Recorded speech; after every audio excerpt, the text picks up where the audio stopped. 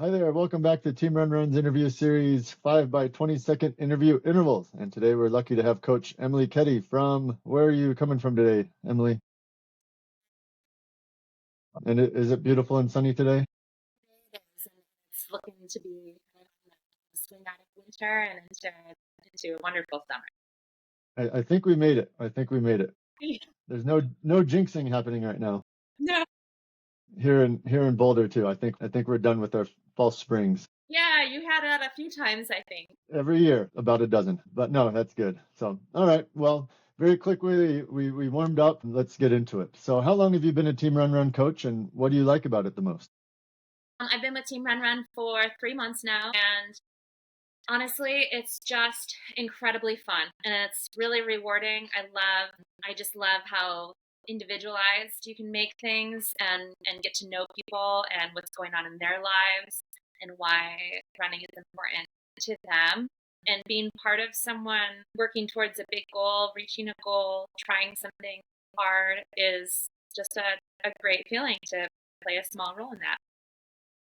Yep, for sure. Every athlete has different things going on in their lives. So, yeah, we are very connected to what they have going on. On the personal side, you have a lot of impressive FKTs on your coaching bio, and I was reading those. What route was your favorite? It varies. Sometimes my answer to this question, I've talked about it a little bit before, but there have been some really beautiful ones like running around Crater Lake National Park. But my favorite was a local one that I did with my friend Alex. It was called the Five Peaks Traverse, and it was a traverse of the Three Sisters, North, Middle, South, and then Broken Top, which is my favorite peak, and Mount Bachelor, which is also a ski hill. So all five of those in a day. It's really burly. There's, I want to say, like 17,000 feet of vert in 30 something miles, with a lot of off trail travel too. And that was just hard, fun day. A lot of laughing, a lot of suffering. Beautiful sunset with a good friend. Couldn't ask for more. Cool. Yeah, sounds like a great day and a great route for sure.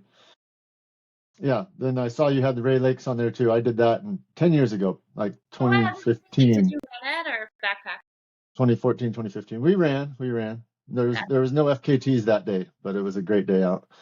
Same thing. A lot of laughs with friends. Yeah, Yeah. that one there was a woman who ran it after me who got the FKT, and then I met her. I got to meet her at a race. I was so excited because then we had another FKT on the High Sierra Trail, and I ran that last year. So we've kind of Oh, been. okay. It's fun Oh, when you cool.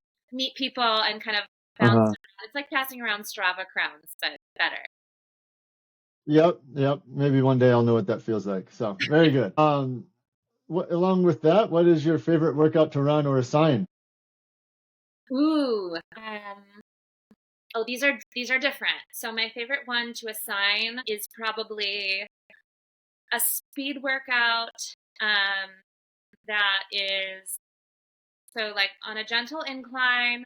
I call it a descending ladder, but it's essentially increasing intensity with decreasing length of time intervals. It's definitely like a VO2 max centric workout, but it keeps people on their toes and just practicing switching gears, but in chunks. So it's engaging.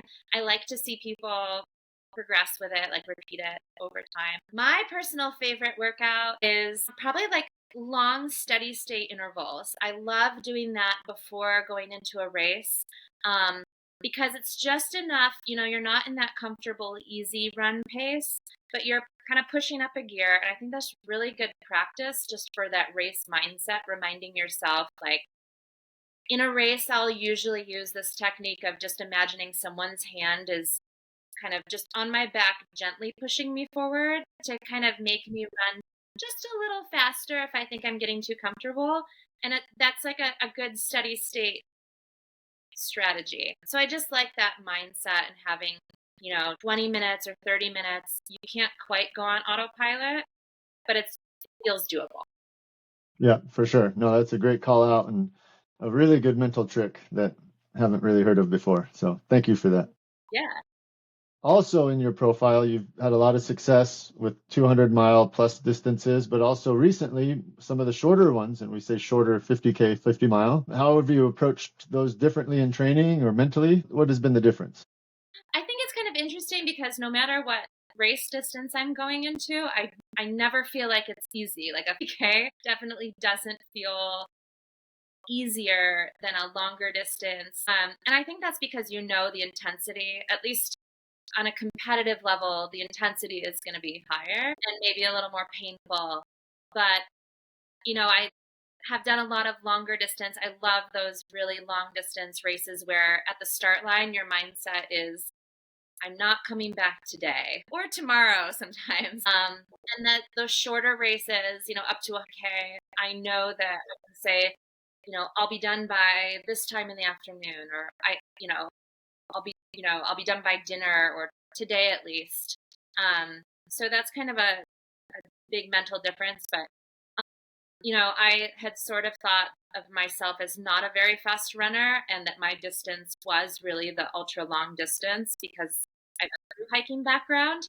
But I started doing more speed work this year. And I tell athletes, and I will keep saying, like, it does not take much to make a difference in your performance.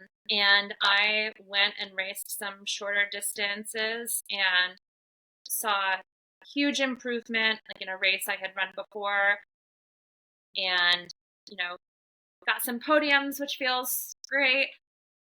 But yeah, that speed work, it makes a huge difference, just a little bit of it.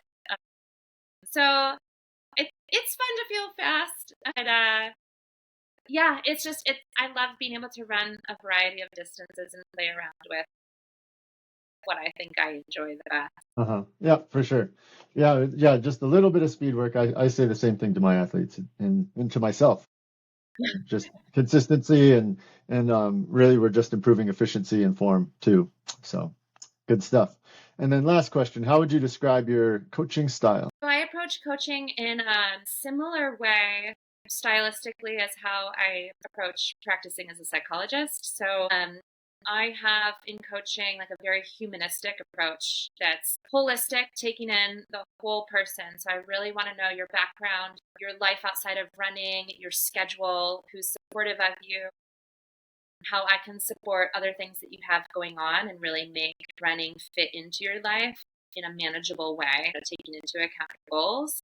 And then also just cognitive behavioral techniques that is coaching. It's about changing human behavior to reach a goal and a lot of like mental training. And, when we come up with negative thoughts when we're running, changing those around and transforming those into positive thinking.